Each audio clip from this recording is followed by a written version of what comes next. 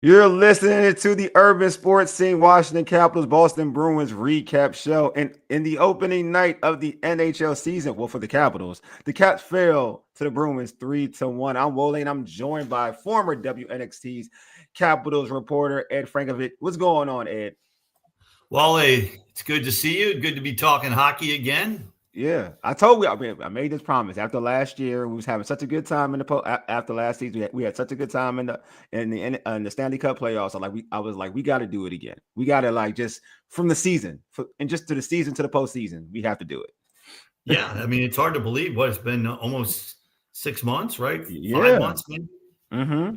Caps got ousted by Carolina, and my big takeaway was they got to be better up the middle of the ice, and they brought most of the same team back, right? Yeah. So we don't have many tweaks. I mean, we didn't have Faravari in the playoffs, and he was back, so that's a big positive. Mm-hmm. So they have the same defense, goaltending's the same, and there's some tweaks up front. We got Ryan Leonard. I know we're going to talk about him.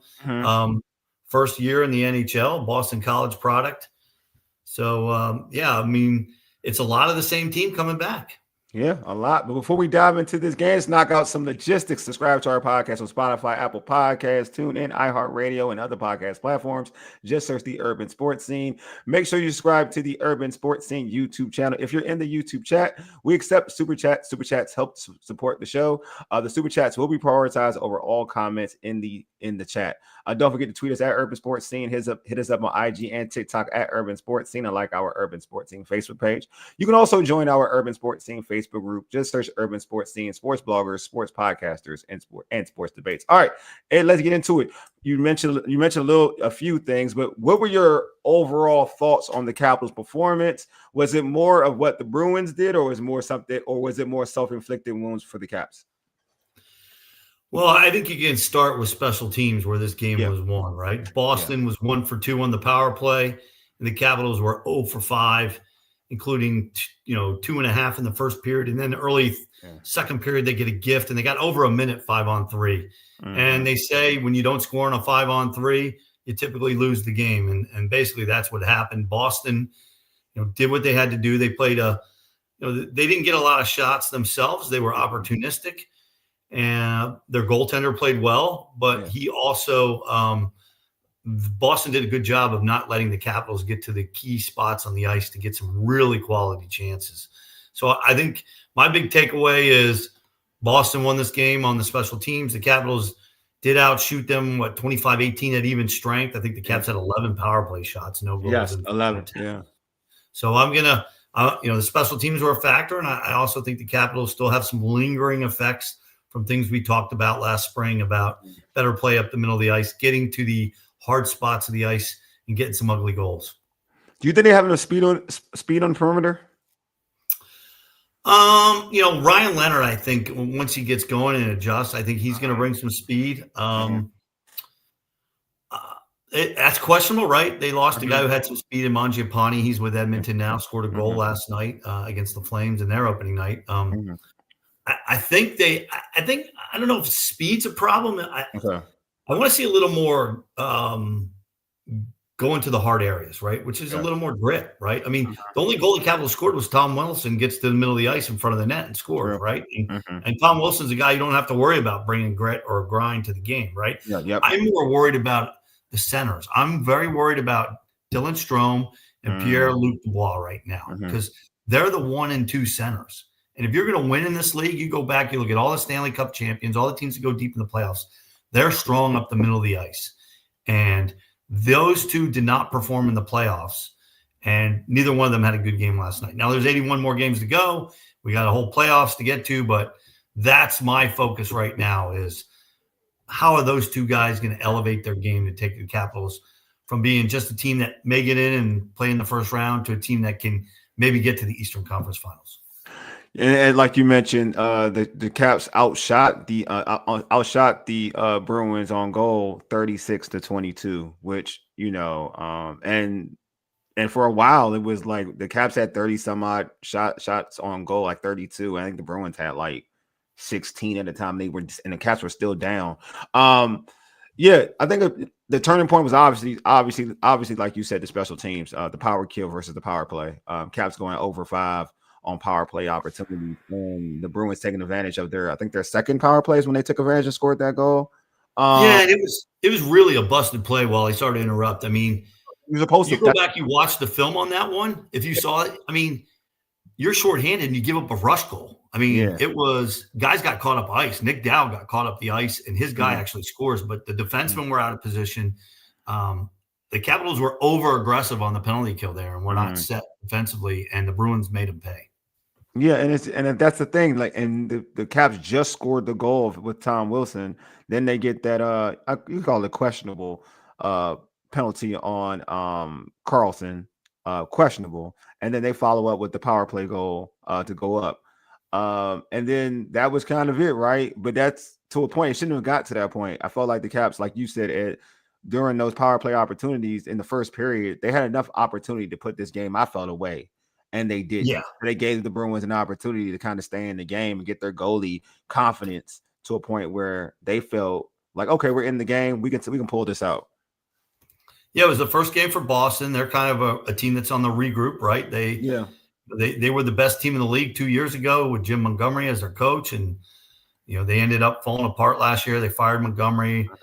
They sent Brad Marchand to Florida. He won a Stanley Cup. He signed there for a long-term deal, I think 5 more years.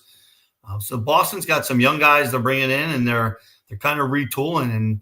And you remember, too, they got rid of a goalie last year, too. They had Swayman, and then they sent the other one to Ottawa, Olmark, right? And they said, Swayman's going to be our guy. And he was our guy last night for sure.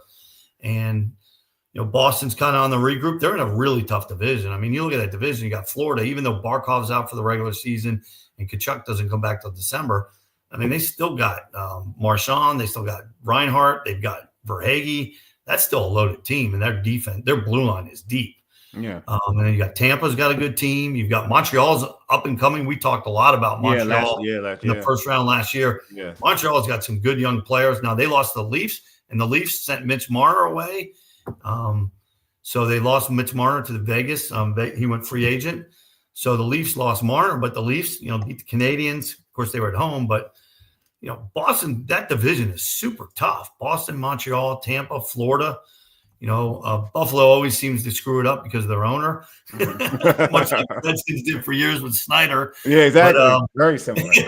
But the Redskins got a good owner now, so I'm on the up and up on Jaden Daniels and company. But I think that division is really tough, and the Capitals are going to benefit from a weaker division in the Metropolitan. So I give Boston credit. They came in, they played a great road game, right? You get a couple of the penalties against you in the first period, and you survive those, you get confidence, just like you said. And their goaltender gave them confidence. Yeah. They were confident that the Capitals were going to have to do really something special to score.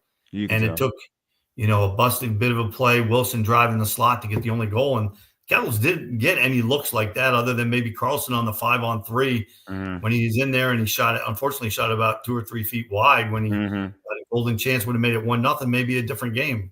But Boston, I give them full credit. They did what they had to do to survive all those the 4 power plays. And then from then on, it was, they got 2 power plays and the Caps only got 1. And the Bruins gained confidence as the game went on. The Bruins played their best period in the third. Yeah. And they deserved to win the game the way they played. I mean, they got to the hard spots. I felt like even though the shots were disproportionate, I felt like the Bruins had better opportunities. They had a breakaway in the first period. Yeah. And Logan Thompson had to stop. I felt like Boston had as many quality chances as the Caps did, if not maybe more. Yeah, I agree with that. I felt like the Caps did have, I forgot what the play was. It was a cross ice pass. I don't know who made the cross ice pass. And they as the Capitals, they had an opportunity. It was a cross ice pass. Yes. And he whiffed. When Obi came in.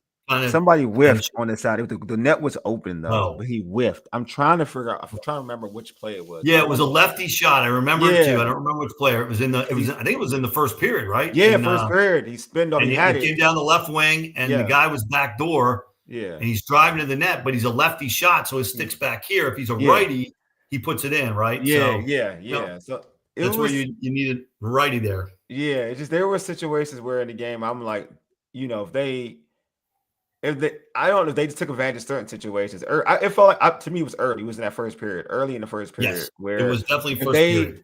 they took advantage of multiple situations, they would have. I felt like it could have had a 2-0 lead at best. To be honest with you, just that's how, because the Capitals were the more aggressive team. They were initially the more aggressive team. But I felt like the difference to me was just that Boston did a better chance of taking advantage of their opportunities compared to the Caps, and they really executed on their opportunities. I do want to ask you about going back to the power play situation. Do you feel like it was more of a personnel issue, execution issue, or both? I thought it was a little of both, Wale. That's a Okay. great question. I felt like I didn't like the way they were. I would have liked to have seen somebody in front of that. I would like to see a little more jam up there in front. I felt like the whole power play was all perimeter, right? I didn't feel like they ever got a chance where you want to get what you want to do is you want to get the puck to the point and have a Carlson move to the middle or a Chikrin move to the middle with two guys going to the net screening, right, and creating havoc in front. They never really did that in the game. They didn't really get that movement. It was all, well, let's try and do the Ovi play. And even when Ovi wasn't out there, it was even worse, right? Because there was no threat of Ovi's shot. So they did get 11 shots, but I don't feel like there were many good ones other than the only one I really remember that was like, that's a grade A chance was Carlson coming into the slot on the 5-on-3, and he just totally missed the net. I thought the power play it definitely needs a lot of work. So, and maybe they switched some of the personnel up. But Wilson's got to be out there on the first unit. Maybe Dylan Strome was great on the power play last year as a quarterback on the flank, where Nick Backstrom used to play on the side and feed guys. I didn't really notice Dylan Strome till the third period last night. I'm like, is he even playing? So, that's a guy that can't have that type of game, right? Dylan Strome, when he was on last year, the Capitals scored goals and won. And right now, I feel like the problem with the Capitals is going to be scoring goals this year, right? I feel their defense is strong. They got 6 good blue liners, 2 good goalies. They got to find a way to score goals. And there's a lot of tape on the Capitals from last year when they were the number 1 team, right, in the East. A lot of tape there. People they watched it, and they know. I mean, they're mostly a rush or a perimeter team. So the Capitals going to have to make some adjustments. Do you think that folks have kind of they studied what happened in the Stanley Cup playoffs against the Hurricane? Yeah, it's no doubt about it, right? The teams. It was pretty clear that Carolina had the puck. What seemed like the whole series, right? Oh my God, that was terrible. Yes. Part of the problem was.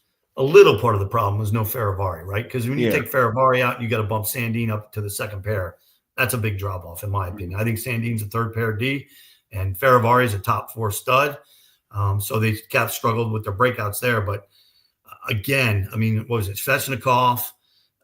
They had the guys Carolina had up the middle of the ice dominated the Capitals up the middle of the ice in that series, and I think.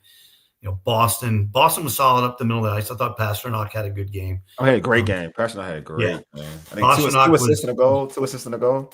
Yeah, he was great. And I just didn't think the Capitals centers played as well as Boston centers. And again, you can look at the shots. I'm not a big shots guy. Okay. Because a lot of that depends on where they come from. Like when I worked for the coaches, we would track the quality shots, right? That's what the coaches look like. How many quality shots did we have? How many quality shots did they have, right? That's a good point.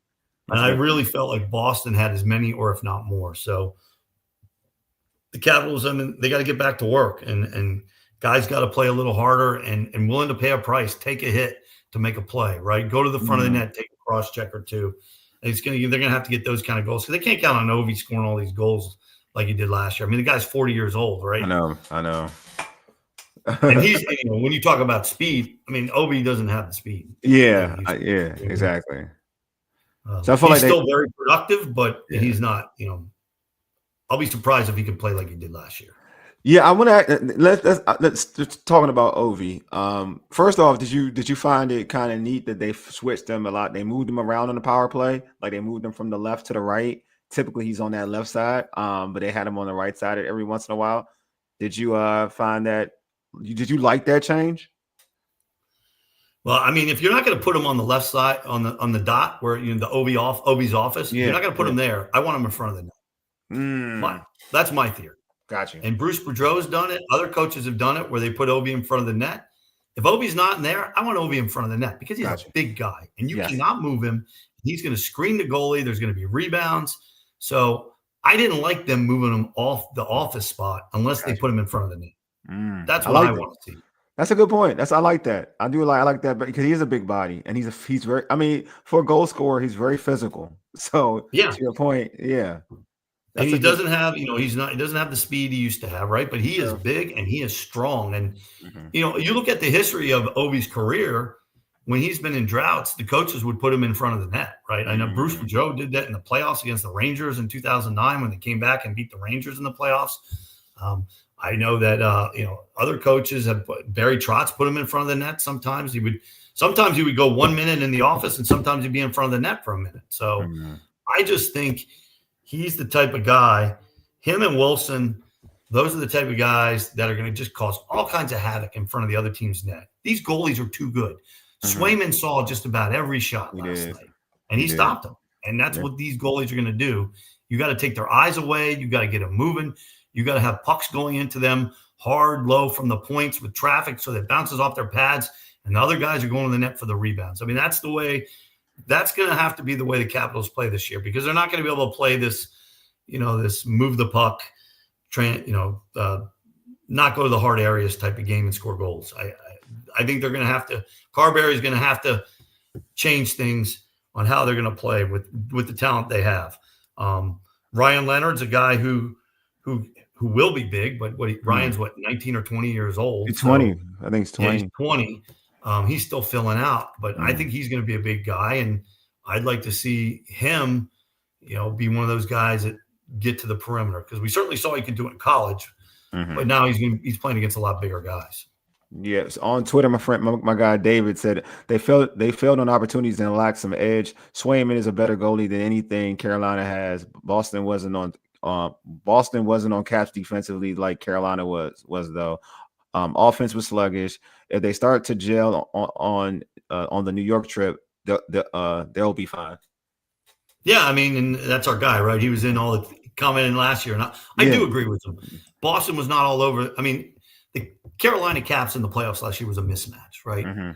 The Capitals had a key guy out on the blue line, and Svechnikov took over that series. He was dynamite in that series. So I agree with what he said. I mean, hopefully they can go up to New York and turn, get this thing going. It's a long season, but you don't want to get off to a bad start. And people pointed out last night after the game, they did lose their first game last year. So you don't panic when it's an 82-game season. Oh, yeah. There's certain things I want to see them do differently than last year because the way they're not getting out of the first or second round playing the way they did last year. They're going to have to make some changes the way they play their game and get to those, get more bodies in front of the net. Right. So I didn't see that last night. I saw a lot of perimeter hockey last night. So let's go into, I always love talking about the goaltending. Like, how would you have? I thought, personally, I thought he was good. But how would you have evaluated Logan Thompson's play? I thought he was really good. I mean, really good one goal, was a ricochet. The first one was a ricochet, right? And the second one is a odd man rush while you're shorthanded, which you cannot give up. And I can't fault him on either goal. He stops a breakaway in the first period, right? Oh yeah. Yeah, I mean, like I said, I thought Boston had good chances, and he made some good saves. I mean, when Boston got in the zone, they did a good job. They generated some good shots, or they preyed off Capitals' mistakes. I didn't feel like the Capitals did that. There was a big turnover by Boston. I want to say it was in the the first period, and Ovi came down the right wing, and someone's driving the net there, and although the Boston defenseman was coming back. But I would have liked to seen Ovi. I would have liked to seen Ovi angle more into the net because Swayman came out and just took away every possible. Yeah, took his ankle. Yeah, I know you're talking about. I know the play you're talking about. Yeah, that was a great play by Swayman. The only thing Ovi could have really done there instead of try to go up with it was to go low because Swayman goes down, right?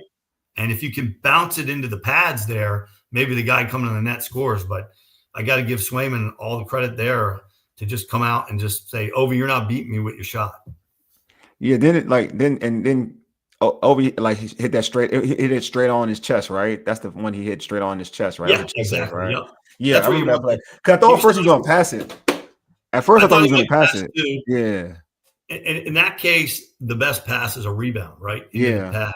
Yeah. Because Swayman came out, took all the angles away. So that's why going high, he's either going to hit the goalie or he's going to miss the net. So that's why I would have liked to see him just throw it hard into his pads and hope it bounces in the slot. And the guy coming down the slot, I can't remember who it was, beats the Boston guy to the puck. But he shot it right in his chest. It's a face-off. Yeah. Yeah, I thought so too. I was like, because I was watching it. When I was watching, I was like, oh, he's going to pass it. Initially, I thought, because he was hesitating like he was going to pass. Yeah, I thought he was going to pass too.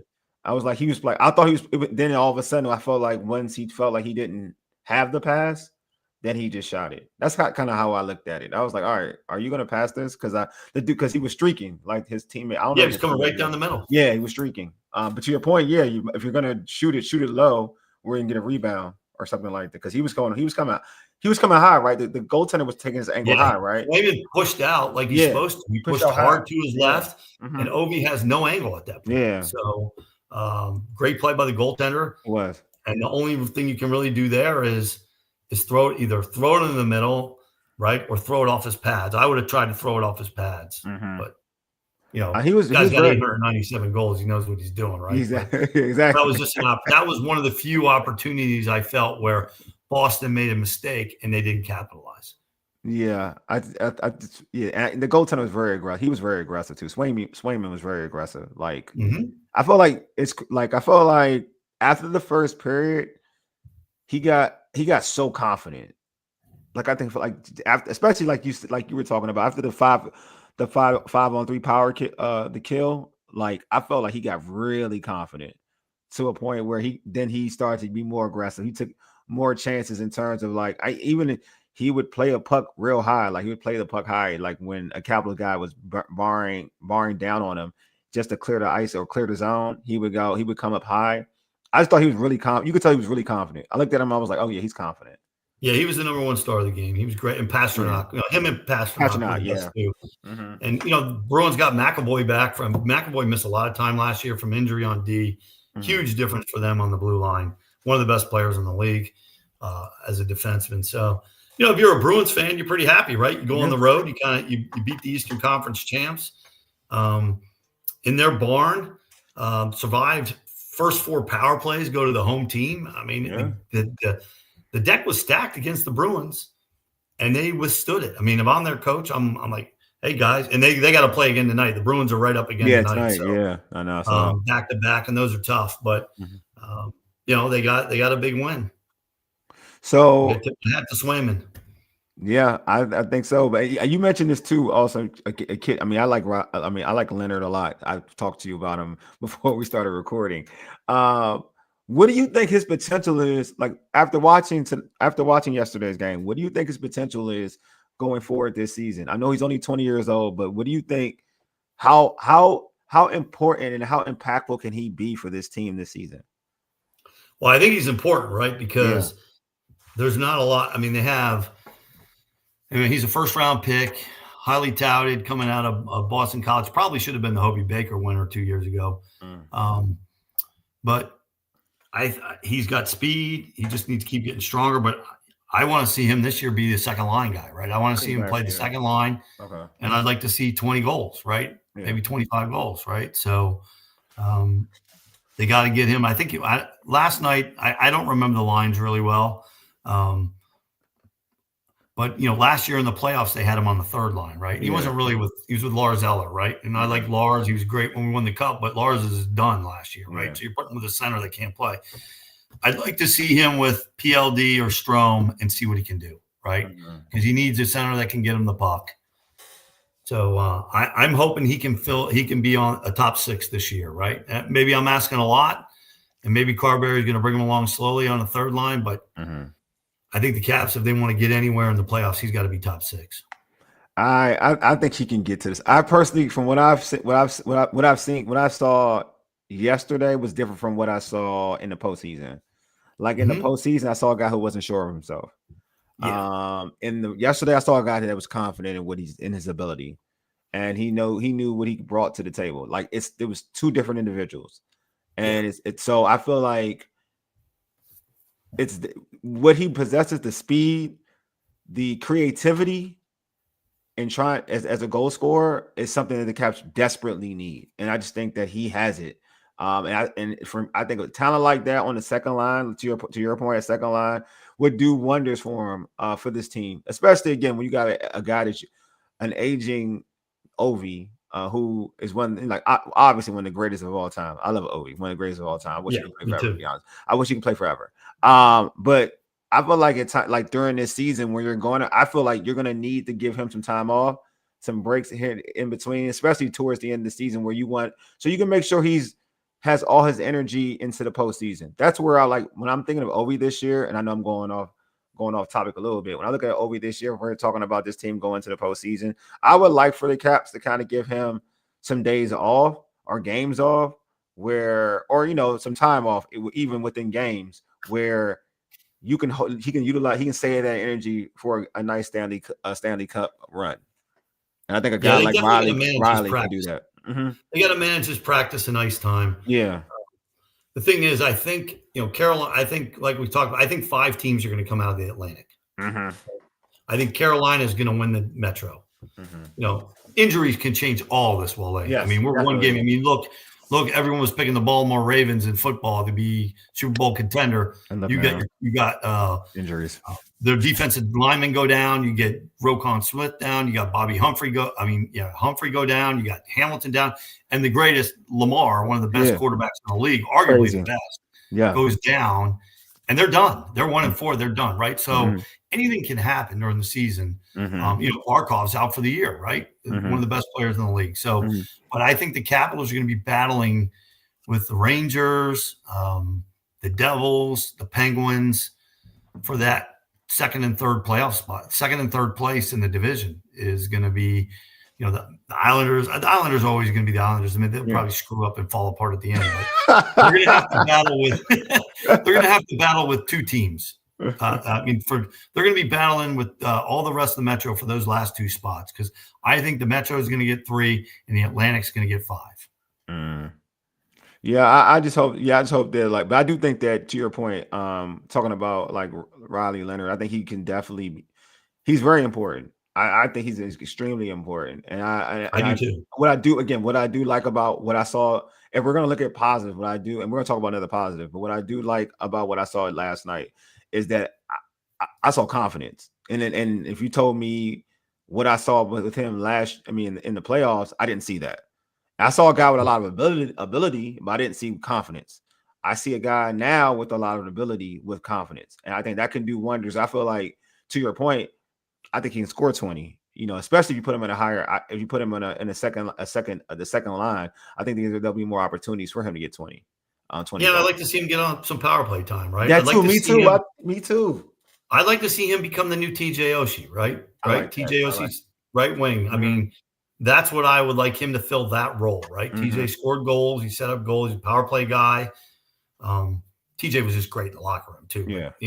But, that he evolved over years. TJ is one of the best guys in that locker room ever. I mean, super guy. Everybody will tell you, one of the greatest teammates ever. It's good to see him on TV too. I guess he's on ESPN now doing the games.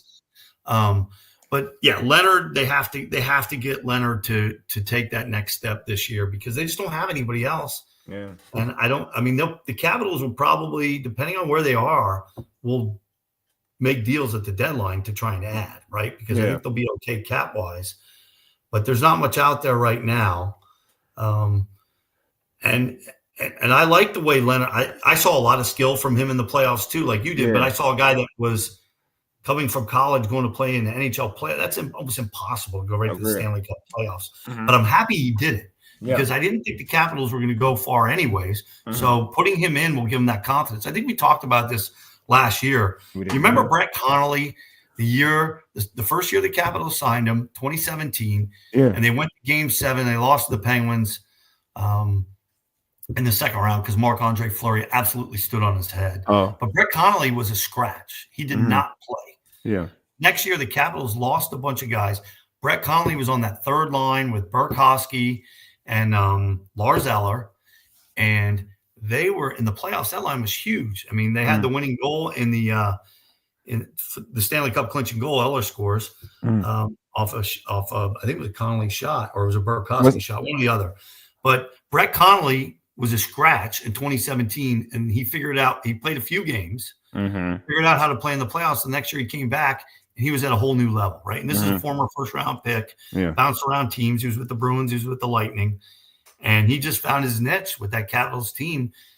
I think Ryan Leonard, having gotten that experience in the playoffs, and we saw a little bit of it last night, I think he's got more confidence now. He knows what to expect. I think so, too. And the regular season is nothing like the playoffs. Yeah. He has a chance to now play at this level in the regular season, and then he'll know where he has to be in the playoffs. Agreed. From what he did last year. Yeah, just you gotta get to you have to get to the point to believe in yourself when you get into the postseason. Then you can kind of like you already know that he already knows the temperature of the postseason because he was in there last year. It's just about going into the postseason, knowing who you are, and what your abilities are, what you're capable of. You know what I mean? In this at this level, and I feel like what I do like again, it's it's early. But I like that compared to what I saw last year, and like you said, Ed, last year was the postseason, so it's totally different, right? But compared to what I saw, like this dude is far more confident than what I saw in the past. So I'm happy for. I think big things for him. I really do. I believe big things are on the horizon for him. Yeah, and to start with your original question, I think he is a huge key to where this team's going to go this year, right? I think he plays well. They make the playoffs. And then if he can continue that in the postseason, they got a chance to maybe get out of the Metropolitan in the playoffs, right? A lot of that's going to depend on other guys. Dylan Strome and Pierre-Luc Dubois have got to get to a higher level, no doubt about it. And they got to stay healthy on the blue line.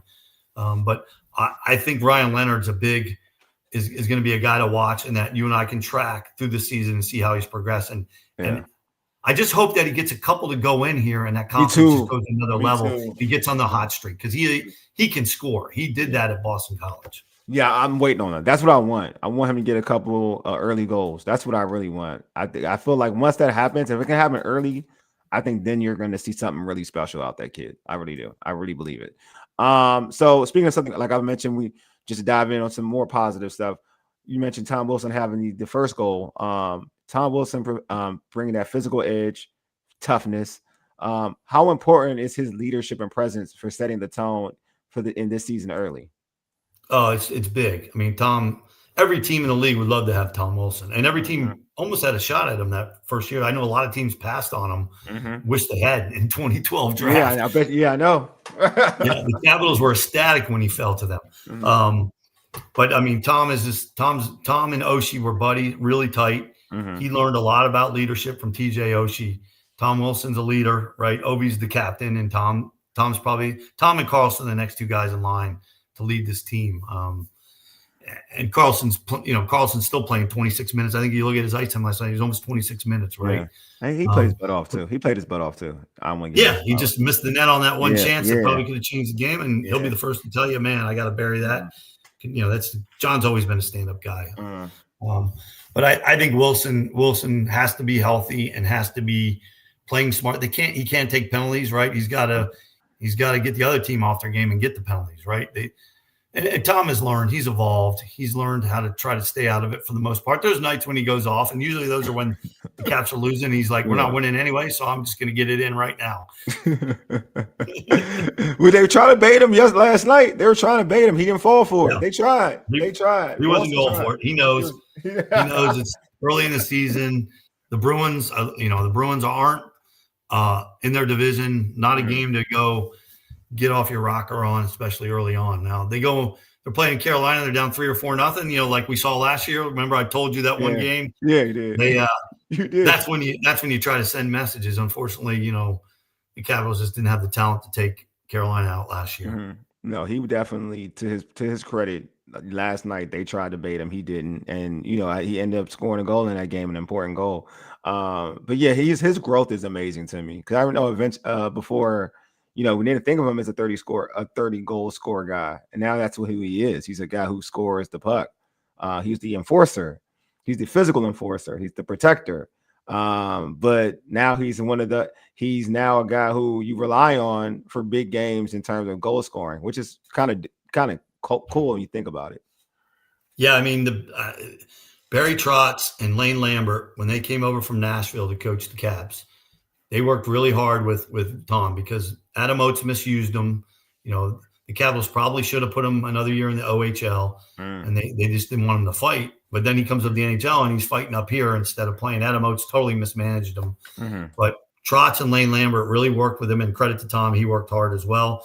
And when the Capitals won that Stanley Cup, that top line was Kuznetsov, Ovi, and Wilson, and they just dominated every team. Tampa, Vegas, they were physical. Pittsburgh, that was Tom using his physicality in a smart way, right? He did get suspended in the Pittsburgh series for the hit on what was his name, Austin Reese or whatever his name is for Pittsburgh along the boards there. But Wilson's a guy who creates open space on the ice for his teammates. And he got his goal going to the net. And if he's going to score 30 again, that's how he's going to do it. It's going to be going to the net.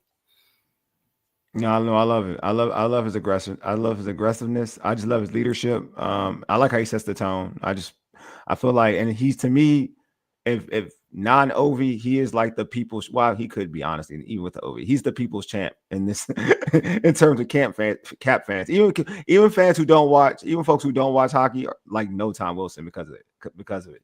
He's like the people's champion. He's hated in all the other barns, but he's loved here. Kind of like Dale Hunter back in the day, right? He is loved here. Tom Wilson is loved. He's the kind of guy that you hate him when he's on the opposition, but when he was on your team, you love him. Yep. You love him to death, too. It's not just you love him to death. He's just like one of those individuals. So the Caps have the Islanders next Saturday, I believe. How do you see them bouncing back? What's the key from the bounce back? Well, that's the good news. That's the good thing I want to see carry over from last year. The Caps were a great road team last year. It was almost like they played better when they got out of here, right? They got, and we all love our families, right, and stuff. But sometimes getting out on the road with the guys, that team bonded, right? That team had a really good bond. They got the same guys. I know they're probably anxious to get out on the road and spend some time together. So you got to be positive. Feel positive about the way that team plays on the road, and they're going to simplify, and they're going to, hopefully Carberry will show some film to them, show some air opportunities where they could have got guys to the net and made some plays instead of peeling off or not stopping. Alan May always loves to talk about stop at the net, right? Don't go do a flyby, right? So don't pull a Maverick and do a flyby. Stop at the net, wait for the puck to get there, distract the goalie, get the rebound. So I hope to see that kind of stuff on Saturday in the Island. Yeah, I feel like take advantage of your opportunities. That's the most important thing for me. After what I saw yesterday, take advantage of your opportunities. Don't waste opportunities. You get the power play, because it's wild. Because for me, I'm not used to the Caps being like piss poor or average in power plays, right? Because typically, the Caps have always been like one of the better power play teams in hockey. So, over 5 or going 5, having a 5-on-3 advantage and not being able to score a goal, it's kind of odd to me being a Caps fan and a person who's watched the team for years, especially in the OV era. The OV era, they've been really great in power play goals. Just hopefully they take advantage of that situation. They're put in that situation again. It may not be as high as 5 power play opportunities, but they just get a good number, maybe 3. Just take advantage of it. Just don't have a situation where like you want to punch yourself in the face for not for losing a game that you shouldn't have lost. You know what I mean? Like that's how I look at the Bruins game. I don't look at it like that team came in here and beat you. I look at it like you didn't take advantage of your situations. Your situations put you in the lead to win this game, and you didn't do it. You didn't take advantage of it. So I just want to see them in this game. If you're going to lose, make sure the Islanders beat you. Don't lose because you didn't do what it took to win the game. Yeah, they didn't have killer instinct last night. Yeah, They let Boston there hang you go. That's the around. best way. That's the best way to They state let it. the Boston hang around. They had 4 power plays before Boston had any, and they let Boston hang around, and Boston did what they had to do. And then the last 30 minutes was pretty much an even game, maybe edged to Boston. I felt like they had more chances. So it's got to be different. You got to come out with some intensity, and maybe getting on the road. It'll be good for them, and they'll come right out with some real hard jump and get some dirty goals. You got to get some dirty goals in this league.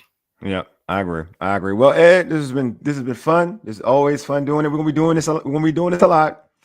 Yep. You know what I mean? We're gonna be doing this. So I'm gonna make sure I gotta figure out what game, because life is life. So I gotta make sure which game we get this jump on. Maybe we'll do the Islanders game. Well, maybe. Yeah. I gotta see what time. Maybe we'll do see how it goes. See how it tracks, and you let me know, and we'll get together and talk hockey. Yeah. And the Skins are looking. The Commanders, they're looking good.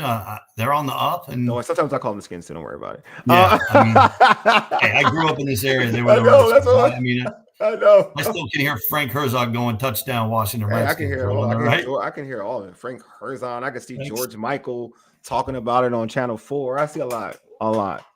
Like I go back. The 80s around here, the George Michael sports machine. Oh my God, it's the greatest. It's the greatest. And I always remember it was the Redskins and George Michael sports machine, and then Hulk Hogan. I just remember it was he was big into the wrestling, right? And he had Hulkamania, and he got the Redskins were winning 3 Super Bowls. There was no Baltimore football team because Irsay moved the Colts. It was the 80s were the glory years around here. I mean, the Redskins were the front page. I mean, when you picked up the Washington Post, it was the Redskins. Always on the front page. Always on the front page. There was no politics. It was all Redskins. It was special times. It was. I talk about rest in peace. I talk about George Michaels a lot because he's like my favorite sports personality. Anchor. But back then it's something totally different. Like George Michaels was amazing. And then I'm glad he used to have his, because he did love wrestling.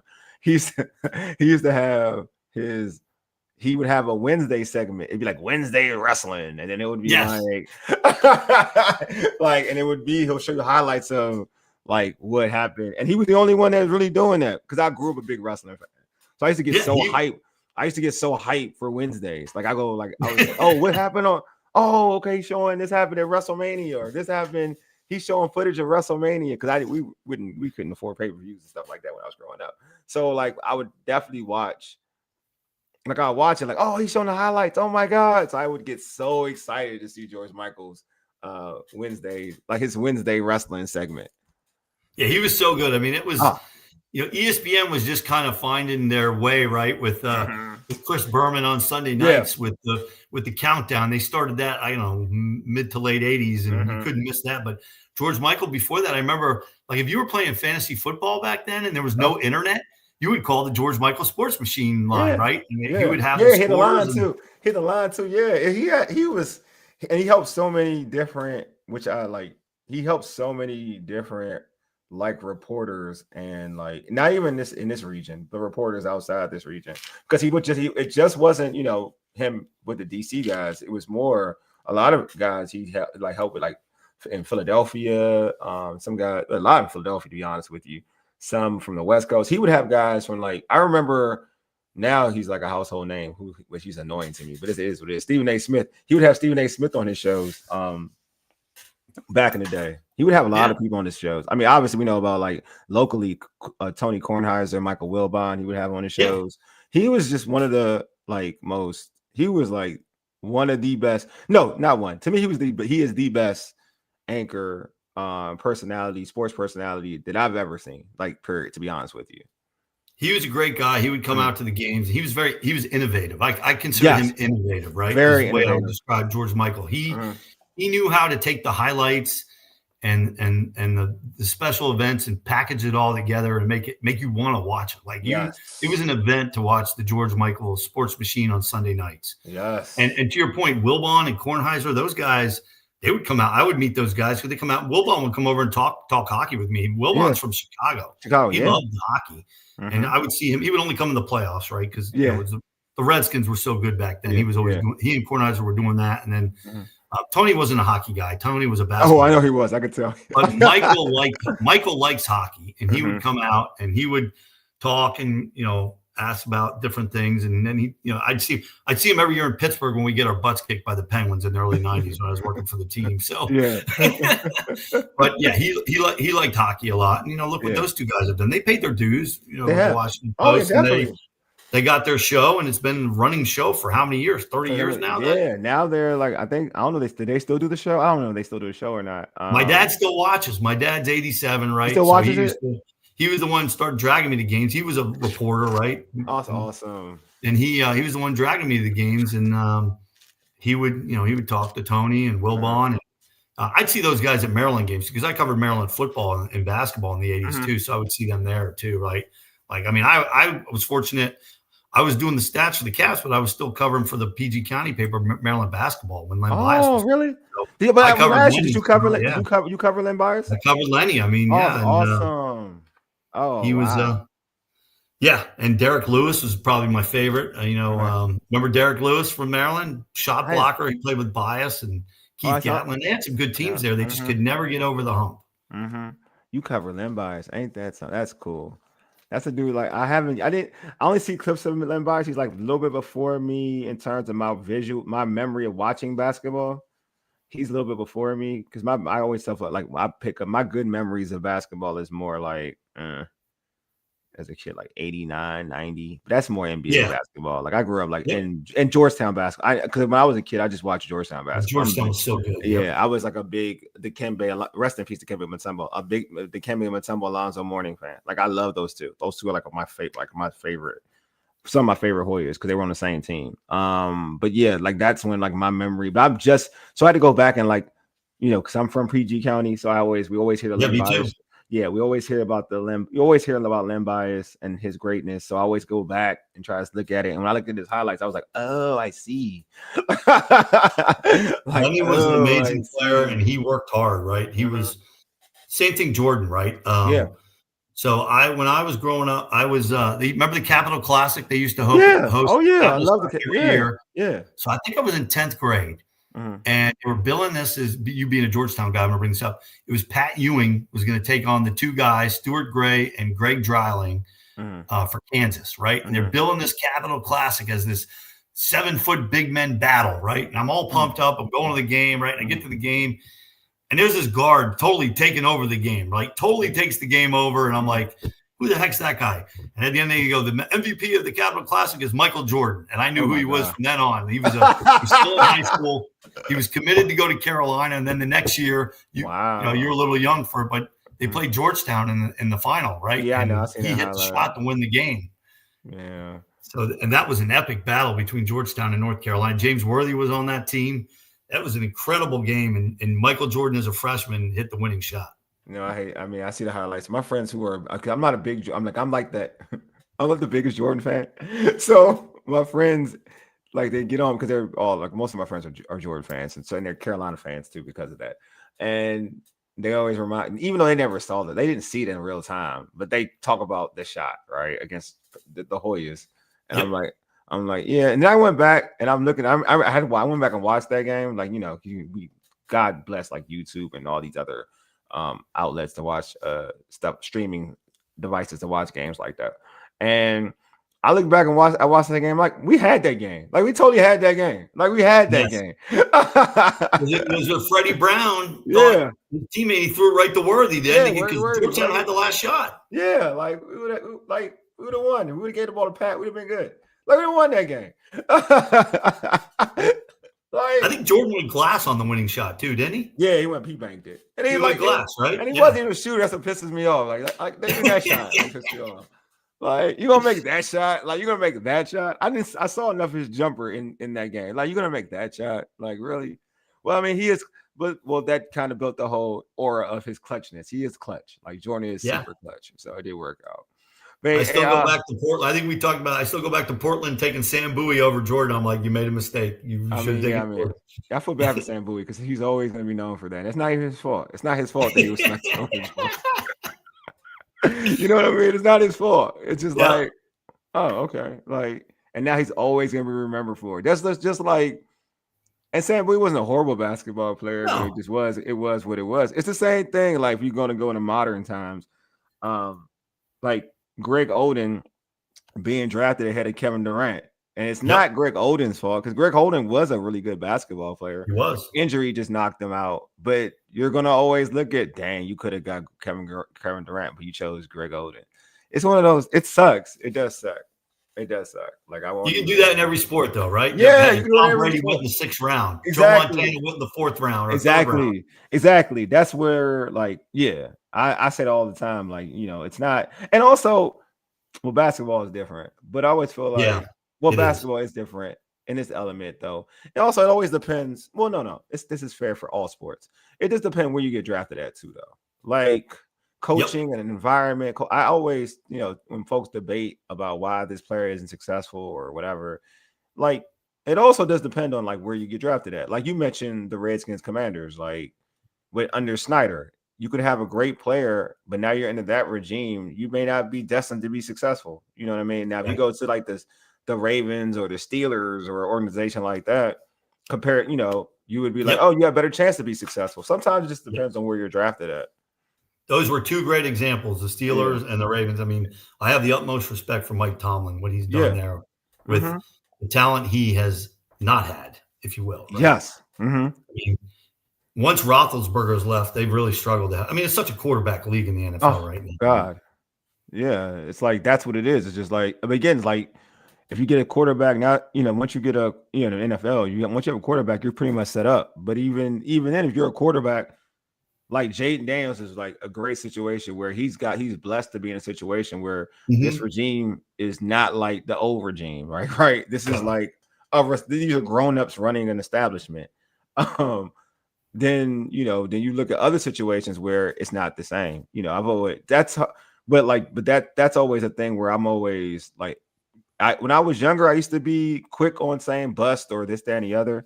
But now as I've gotten older, I'm more like, give it like 5 years. Like, because we're in such a microwave society where everybody wants everything like now, or they want a player to be great like now.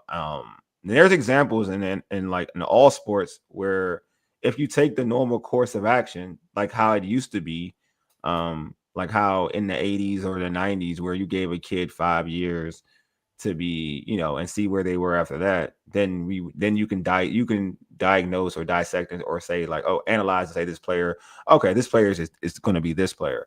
But you got to give them like 5 years. And you see it now in like all sports, hockey, basketball, football, baseball. You give them enough time to a point where, they're a good quarterback, a good player. Like I use Geno Smith as an example all the time. Like, people write him off early. I used to love Geno Smith in college in West Virginia. I loved him in West Virginia. But I told folks like, Geno Smith had a bad situation. He went to the Jets. That wasn't a great situation for him. Awful situation. You know what I mean? And then, then he had to, because we're in a microwave society, because he didn't show you to you quick, he had to be a backup. It took Pete Carroll in Seattle to believe in him, to give him an opportunity to a point where now folks know he can play. He can actually be a starting NFL quarterback. Now he's struggling this year with the Raiders, but he's a starting quarterback. But if we went off the microwave society mentality, he would never. And truth be told, it had to take a coach to believe in him, because once you get typecasted as a backup, typically you are a backup forever. Like once you get typecasted, so. It's just like that in all sports. Basketball, football, like even hockey. Like once you get typecasted to something, and you're not successful off the bat or show promise in year 3, then people want to write you off, which isn't fair though, because you're still young and still trying to find your way. Yep. Well, I think Jaden Daniels is in a great situation with this regime. Cliff Kingsbury is a great offensive coordinator. It was a perfect fit for him. Yes, I agree. It's a perfect fit. Like, and just like Lamar in Baltimore, I think like that's a great situation for him. That's always been a great situation because you went to a great organization. Shoot, even Drake May with the Patriots, getting Mike Vrabel over there to help him. Before it was like, but then you got Mike Vrabel, like a guy that was under that like Belichick tree. So it's like situation for him. Yeah, and he got the offense coordinator, right? Yeah, the and one Josh that was McDaniels. Yeah, great, Josh McDaniels. Yeah, so it's Josh McDaniels, right? Yeah, It's which perfect is situation for him, exactly. right? And See, exactly. you can see they beat Buffalo, right? They No, knocked him off, exactly. right? Yeah, that's what I'm saying. It's just like it's always. That's why. What's one thing I love about sports, but I hate with how fans break down sports at times. It's like it's the ultimate team game. It's the and I mean team. I'm talking about from coaching, from ownership to coaching to players. So when you say this player is better than that player, I rather you the way you, if you're gonna say it, then I would prefer you to compare organizations first and the whole team first, and then we can come up and then we can make that debate. But if you're going to compare a player who's not in a position is not in a position that is favorable to them compared to a person who's in a position that is very favorable to them, and then you want to compare it, that's unfair. Yep.